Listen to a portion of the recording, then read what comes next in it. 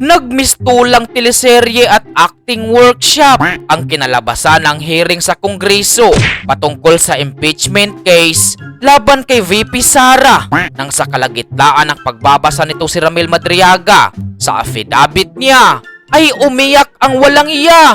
For one moment, Are you crying? I just... You are nearly crying.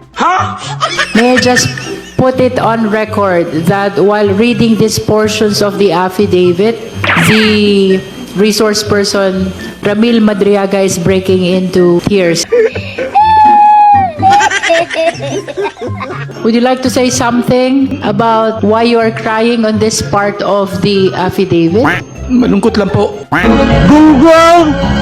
Barinig kita sa mukha!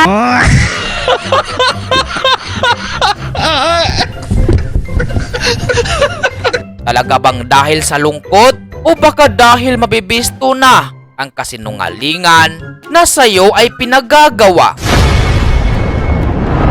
Labis namang nagulumihanan ito si Madriaga patungkol sa mismong ebidensyang iprenisinta niya. Biruin mo, siya di umano ang bumili sa nasabing van sa larawan, subalit hindi niya malaman kung saang lugar niya ito inilaan. Ano po ito? Sa Bicol po yan, yung ban po ng Bicol yan kasi nakamags po, iba po yung sa akin dala ko. Iba-iba po ng gulong kaya hindi po, sa Bicol po yan o sa Naga. Sa Naga po, o Camarines, yung isip po doon, may sarili rin po silang ganito. 4 po yung binili kong ban para maging ganito. Alright. Matapos ang nasabing claim ni Ramil Madriaga na binigyan di umano niya ng painting na ito si VP Sara. What is the relation of that painting into your supplemental affidavit, Mr. Madriaga? Nagregalo po ako sa kanya ng isang painting niya na ginawa po ng isang scholar ko sa Laguna. Ay nabisto ang kasinungalingan niya dahil napag-alaman na hindi pala siya ang nagbigay kay VP Sara ng nasabing obra maestra, kundi itong si Ma'am Tanya Gaisano Lee mismo na siyang orihinal na may gawa ng nasabing painting. At ayon kay Ma'am Tanya Gaisano Lee, siya ay nakatira sa Davao at hindi sa Laguna gaya ng claim nitong si Madriaga. Nagregalo po ako sa kanya ng isang painting niya na ginawa po ng isang scholar ko sa Laguna. May mga scholars po ako sa Laguna. May isa po talagang talented fine arts. Ginagawa ko po ng painting na yan. Sinungaling ka!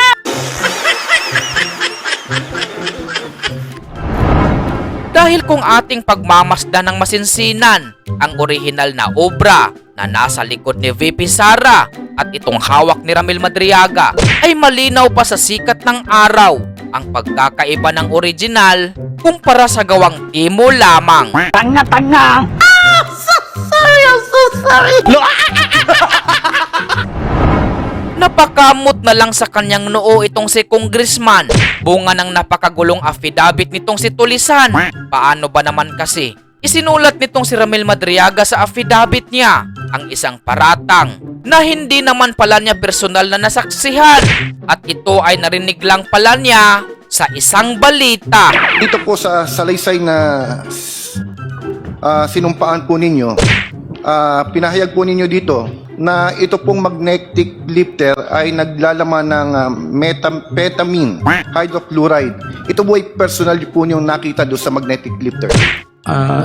Later ko na po nalaman yon nung na meron siyang laman na methamphetamine hydrochloride. Later ko na po nalaman yon. So hindi niyo po actual na nakita doon sa magnetic lifter. Ay, hindi po. Sa news lang po. Aray ko!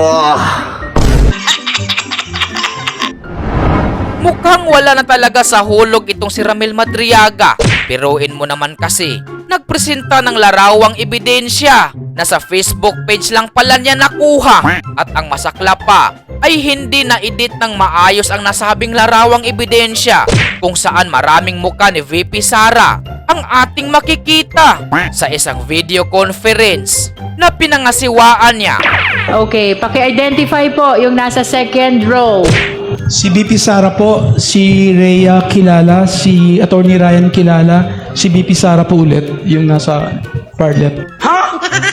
Kaya pati itong si Congresswoman Luistro ay nalito na.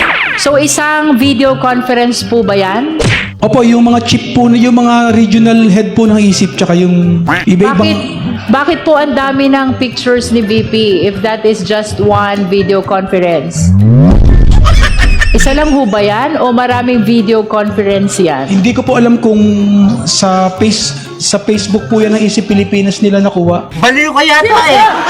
Pero yung original po niyan, nasa main Facebook ng Isip Pilipinas movement. Tanga talaga. Hindi ko po alam kung ba't siguro pinag-combine. Hindi po nakakulong po ako, hindi ko po ma-collect yung mga evidences. Pastilan. So weird.